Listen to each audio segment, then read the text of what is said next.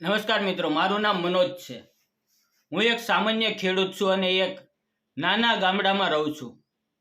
મારું ઘર ગામની છેલ્લી વાડી પાસે આવેલું છે. ઘરની પાછળ મારી થોડી ખેતીની જમીન છે. મારી ઉંમર લગભગ 36 વર્ષની છે. ખેતી અને પશુપાલન કરીને હું મારા જીવનનો ગુજારો કરું છું. હું એકલો જ રહું છું. મારા માતા પિતા બંનેનું ઘણા વર્ષો પહેલાં અવસાન થઈ ગયું હતું. લગ્ન કરવાની ઘણી વખત વાત થઈ, પરંતુ કોઈ કારણસર વાત આગળ વધી નહીં. ધીમે ધીમે મને એકલા રહેવાની આદત પડી ગઈ હતી. એક દિવસની વાત છે. એ દિવસે હું નજીકના શહેરમાં ખાતર અને ખેતીના કેટલાક સામાન લેવા માટે શહેરમાં ગયો હતો. બજારમાં કામ વધારે હોવાથી મને ગામડે પાછા ફરતા ફરતા મોડું થઈ ગયું. રાતના લગભગ 8:30 વાગ્યા હતા. બસમાંથી ઉતરીને હું ગામ તરફ ચાલતો હતો. મારા ગામથી મારું ઘર લગભગ 2 કિલોમીટર દૂર હતું. રસ્તાની બંને બાજુ ખેતરો હતા. રાત્રે રસ્તા પર ખાસ કોઈ માણસ દેખાતું નહોતું. ઠંડી હવા ચાલી રહી હતી અને દૂર દૂર ક્યાંક કૂતરાઓના ભસવાનો અવાજ આવતો હતો. હું થોડુંક આગળ ગયો ત્યારે રસ્તાની બાજુમાં આવેલા જૂના હનુમાન મંદિર પાસે મને કોઈ માણસ બેઠેલો દેખાયો. પહેલાં તો મેં વિચાર્યું કે કદાચ કોઈ મુસાફર હશે, પરંતુ નજીક ગયો ત્યારે મને બાળકના રડવાનો અવાજ સંભળાયો. હું થોભી ગયો. મારું મન થયું કે અહીંયાથી શાંતિથી નીકળી જાઉં, કારણ કે રાત ઘણી થઈ ગઈ હતી. પરંતુ બાળકનો રડવાનો અવાજ સાંભળીને મારા પગ આગળ વધ્યા. થોડુંક નજીક જઈને જોયું તો એક યુવતી મંદિરની સીડી પર બેઠી હતી. તેની પાસે એક નાનું બાળક પડેલું હતું અને તે બાળકને પોતાની સાડીના પાલોથી ઢાંકીને બેઠી હતી. યુવતી ખૂબ જ ગભરાયેલી લાગતી હતી. તેની આંખમાંથી આંસુ વહી રહ્યા હતા. મેં થોડા અંતરે ઊભા રહીને પૂછ્યું, તમે અહીંયા આટલી રાત્રે કેમ બેઠા છો? બાળક પણ રડી રહ્યું છે. કોઈ મુશ્કેલી છે? યુવતીએ મારી તરફ જોયું, પરંતુ કાંઈ બોલી નહીં. મેં ફરીવાર પૂછ્યું, ડરશો નહીં, હું આ ગામનો જ છું. જો કોઈ મુશ્કેલી હોય તો મને કહો, હું તમારી મદદ કરવાનો પ્રયત્ન કરીશ. આ વખતે તેણે ધીમેથી કહ્યું, તમે અહીંયાથી ચાલ્યા જાઓ. મારા કારણે તમે મુશ્કેલીમાં પડશો. મેં કહ્યું, મુશ્કેલી તો તમને છે. હું તમને આવી હાલતમાં અહીંયા એકલા કેવી રીતે છોડી દઉં? તે ફરી રડવા લાગી. થોડી વાર પછી તેણે કહ્યું, મારું નામ રેખા છે. હું આ ગામની નથી. મારી સાથે બહુ ખરાબ થયું છે. મને ક્યાંય જવું એ સમજાતું નથી. મેં પૂછ્યું, તમારા ઘરના લોકો ક્યાં છે? તેણે આંખો નીચી કરીને કહ્યું, મારા ઘરના લોકોએ જ મને ઘરની બહાર કાઢી મૂકી છે. આ વાત સાંભળીને મને ખૂબ દુઃખ થયું.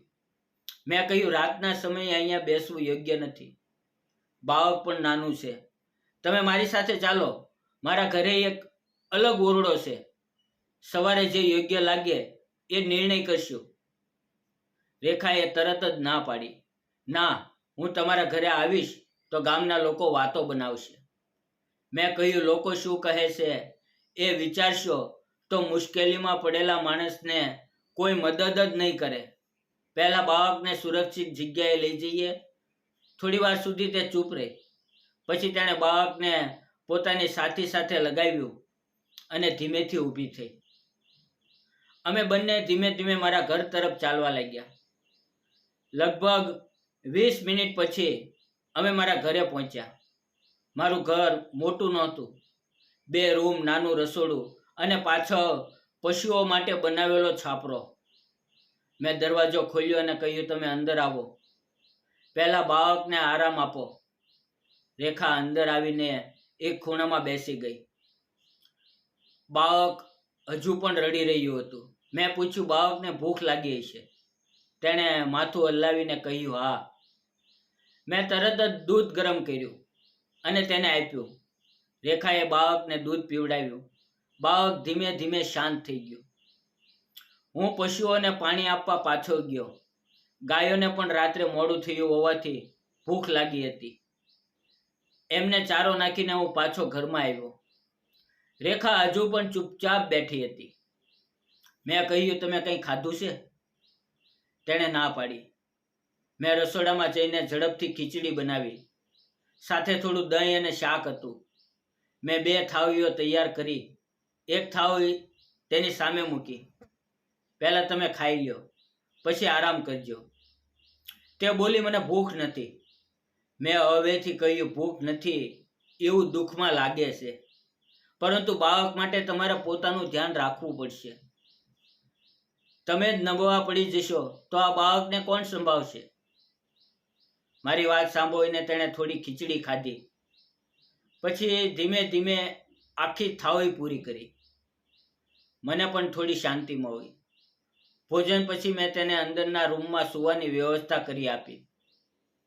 મેં કહ્યું, તમે અંદરથી દરવાજો બંધ કરી દેજો. બાળક સાથે આરામથી સૂઈ જજો. હું બહારના ઓરડામાં સૂઈ જઈશ. તેની આંખોમાં ફરી આંસુ આવી ગયા. તમે મારા માટે આટલું બધું કેમ કરો છો? મેં કહ્યું, કારણ પૂછવાની જરૂર નથી. તમે મુશ્કેલીમાં છો એટલે મદદ કરું છું. હું બહાર આવીને સૂઈ ગયો, પરંતુ ઊંઘ આવતી નહોતી. મારા મનમાં વારંવાર એ જ પ્રશ્ન આવતો હતો, આ યુવતી કોણ છે? તેના પોતાના લોકો તેને આ રીતે કેમ છોડીને ગયા હશે? અને આટલી રાત્રે નાના બાળક સાથે એકલી ક્યાં જતી હશે? આ વિચારો કરતા કરતા ક્યારે ઊંઘ આવી ગઈ તેની મને ખબર જ ન પડી. બીજે દિવસે સવારે મારી આંખ વહેલા ખુલી. હું ઉઠીને બહાર આવ્યો તો રેખા આંગણું સાફ કરી રહી હતી. મેં કહ્યું, તમે આ બધું કરવાની જરૂર નથી. તે બોલી, તમે રાત્રે મને અને મારા બાળકને આશરો આપ્યો છે. હું આખો દિવસ ખાલી બેસી રહીશ તો મને સારું નહીં લાગે. મેં કહ્યું, પહેલા ચા બનાવો, પછી આરામથી વાતો કરશું. રેખા રસોડામાં ગઈ અને ચા બનાવી. એ દરમિયાન તેનું બાળક બહાર મારી પાસે રમતું હતું. બાળકના ચહેરા પર હવે રાત જેવી ઉદાસી નહોતી. તે મને જોઈને હસતું હતું. હું પણ તેની સાથે રમવા લાગ્યો. થોડી વાર પછી રેખા 2 કપ ચા લઈને બહાર આવી. તે મારી સાથે બેસી ગઈ. મેં ધીમેથી પૂછ્યું, હવે મને સાચી વાત કરો. તમે કોણ છો અને તમારી સાથે શું થયું? રેખાએ લાંબો શ્વાસ લીધો. તે બોલી, મારું નામ રેખા છે. મારું ગામ અહીંયાથી લગભગ 70 કિલોમીટર દૂર છે. મારા લગ્ન 6 વર્ષ પહેલા વિનોદ નામના યુવક સાથે થયા હતા. મારા પતિ સ્વભાવથી ખૂબ સારા હતા. અમારી પાસે નાની ખેતી હતી અને અમે મહેનત કરીને ખુશીથી જીવન જીવતા હતા. તે થોડી વાર અટકી, પછી બોલી, અમારા લગ્નને 5 વર્ષ થયા પછી મને એક દીકરો થયો. એ દિવસ મારા જીવનનો સૌથી ખુશીનો દિવસ હતો, પરંતુ મારી ખુશી વધારે દિવસ ટકી નહીં. મેં પૂછ્યું, શું થયું? તેની આંખોમાં આંસુ આવી ગયા. મારા પતિનું અચાનક બીમારીના કારણે અવસાન થયું. હું નાની ઉંમરે વિધવા બની ગઈ. શરૂઆતમાં મારા સાસુ સસરાએ મને અને બાળકને સંભાળ્યા, પરંતુ થોડા મહિના પછી તેમના વર્તનમાં બદલાવ આવ્યો. તેમને લાગવા લાગ્યું કે હું મારા દીકરાના નામે જમીનમાં હિસ્સો માંગીશ. ઘરમાં રોજ ઝઘડા થવા લાગ્યા. મને ખાવાનું પણ યોગ્ય રીતે આપવામાં આવતું નહોતું. એક દિવસ મારા સસરાએ ગુસ્સામાં કહ્યું કે હવે આ ઘરમાં તારા માટે કોઈ જગ્યા નથી. મેં પૂછ્યું, પછી તમે ક્યાં ગયા? રેખા બોલી, હું મારા મામાના ઘરે ગઈ, પરંતુ ત્યાં પણ મારી સ્થિતિ સારી નહોતી. મારા મામા પોતે ગરીબ હતા. તેમની પત્નીને લાગતું હતું કે હું મારા બાળક સાથે આખી જિંદગી તેમના ઘરે રહી જઈશ. થોડા દિવસ પછી મને ત્યાંથી પણ નીકળી જવું પડ્યું. પછી હું શહેરમાં એક ઓળખીતાના ઘરે ગઈ. ત્યાં પણ મને સુરક્ષા નહોતી લાગતી. એકલા સ્ત્રીને લોકો અલગ નજરે જોતા હતા. કોઈ સીધી રીતે મદદ કરતું નહોતું. છેલ્લે ગઈકાલે હું બાળકને લઈને બસમાં બેસી અને આ તરફ આવી. મને ખબર નહોતી કે ક્યાં જવું. રાત્રે બસમાંથી ઉતરી ત્યારે બધા રસ્તા અજાણ્યા લાગતા હતા. હું એ મંદિર પાસે બેસી ગઈ. રેખા રડતા રડતા બોલી, મને લાગ્યું કે કદાચ સવાર થશે ત્યારે કોઈ રસ્તો મળી જશે, પરંતુ તમે આવી ગયા. મેં થોડા સમય સુધી કાંઈ કહ્યું નહીં. પછી મેં કહ્યું, હવે તમારે ક્યાંય જવાની જરૂર નથી. જ્યાં સુધી તમને યોગ્ય જગ્યા ન મળે ત્યાં સુધી તમે અહીંયા રહી શકો છો. તે બોલી, પણ હું અહીંયા રહીશ તો તમારા ગામના લોકો શું કહેશે? મેં હસીને કહ્યું, લોકો તો કંઈ ને કંઈ કહેવાના જ છે. હું સારું કામ કરી રહ્યો છું તો મને કોઈના શબ્દોથી ડરવાની જરૂર નથી. રેખાએ મારી તરફ જોયું. તેની આંખોમાં પહેલી વાર થોડો વિશ્વાસ દેખાયો. મેં તેને કહ્યું, મારી પાસે ખેતરમાં કામ છે. જો તમે કામ કરતા આવડતું હોય તો તમે મારી સાથે ખેતરમાં આવી શકો. હું તમને કામનું યોગ્ય મહેનતાણું આપીશ. રેખાએ તરત કહ્યું, મને કોઈ દયા નથી જોઈએ. હું કામ કરી શકું છું. મેં જવાબ આપ્યો, તમે મહેનત કરશો અને હું તમારી મહેનતનો પૈસો આપીશ. આ કોઈ ઉપકાર નહીં હોય. રેખા રાજી થઈ ગઈ. તે મારા ઘરની પાછળના નાના ઓરડામાં રહેવા લાગી. મેં તેના માટે જરૂરી વાસણો ખરીદ્યા, બાળક માટે કપડાં લાવ્યો. ઘરમાં અનાજ પૂરતું હતું એટલે થોડા દિવસની ચિંતા નહોતી. બીજા જ દિવસથી રેખા મારી સાથે ખેતરમાં કામ કરવા લાગી. તે ખૂબ મહેનતી હતી. સવાર પડતા જ ઉઠી જતી, બાળકને તૈયાર કરતી, પછી તેને સાથે લઈને ખેતરમાં આવતી. કામ કરતી વખતે પણ બાળક પર નજર રાખતી. ધીમે ધીમે અમારા વચ્ચે વિશ્વાસ વધવા લાગ્યો. લગભગ 2 મહિના વીતી ગયા. હવે રેખા મારા માટે અજાણી નહોતી રહી. તે ઘરમાં સાદું ભોજન બનાવતી અને ખેતરમાં મારા માટે ટિફિન લઈને આવતી. એક દિવસ ભારે વરસાદ પડ્યો. હું ખેતરમાં ફસાઈ ગયો. વરસાદ એટલો હતો કે હું ઘરે પાછો આવી શકતો નહોતો. રેખા છત્રી લઈને ખેતરમાં આવી.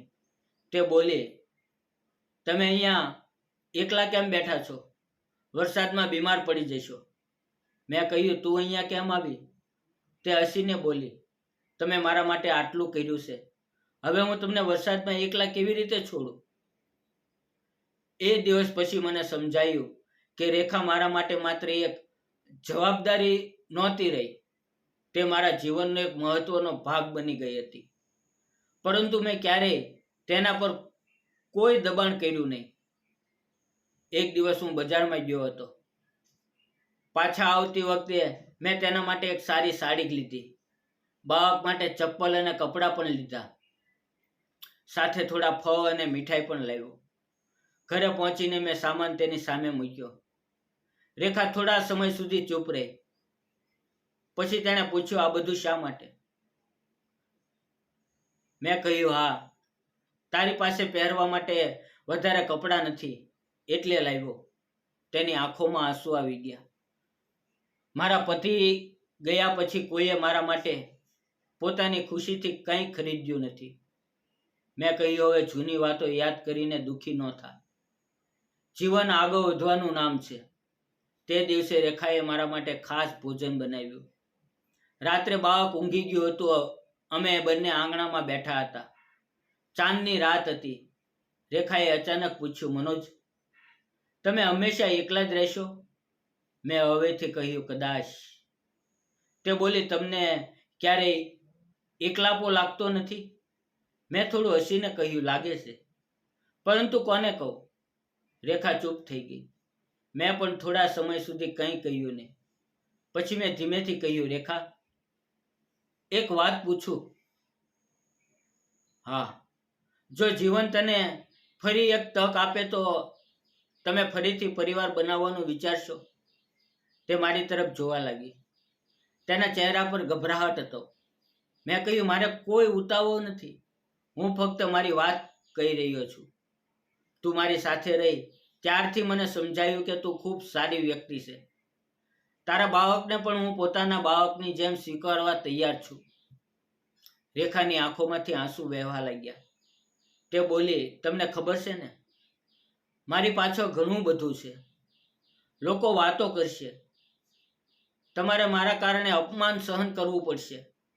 મેં કહ્યું, મને લોકોના શબ્દો કરતાં તારો સ્વભાવ વધારે મહત્વનો લાગે છે. આ સાંભળીને રેખા ખૂબ રડી, પરંતુ એ રડવામાં દુઃખ ઓછું અને રાહત વધારે હતી. આગળના કેટલાક દિવસો અમે એકબીજા બંનેએ કોઈ ઉતાવળનો નિર્ણય લીધો નહીં. અમે એકબીજાને વધુ સમજતા રહ્યા. લગભગ 1 મહિના પછી અમે નક્કી કર્યું કે જો આપણે જીવનભર સાથે રહી શકીએ તો લગ્ન કરી લઈએ. ગામના થોડાક સમજદાર લોકોની હાજરીમાં નજીકના મંદિરમાં અમારા સાદા લગ્ન થયા. રેખાના બાળકને મેં મારા બાળક તરીકે સ્વીકાર્યું. લગ્ન પછી જીવન તરત જ બદલાઈ ગયું એવું નહોતું. મુશ્કેલીઓ તો આવતી જ રહી, પરંતુ હવે ઘરમાં એકલાપો નહોતો. સાંજે ખેતરમાંથી ઘરે પાછો આવતો ત્યારે આંગણામાં બાળક રમતું દેખાતું. રેખા દરવાજા પાસે ઊભી રહેતી. મને લાગતું કે આજ તો ઘર છે. મિત્રો, જો તમે મનોજની જગ્યાએ હોત તો શું તમે રેખાને એ રાતે તમારા ઘરે આશરો આપત? તમારો જવાબ કોમેન્ટમાં જરૂર જણાવજો.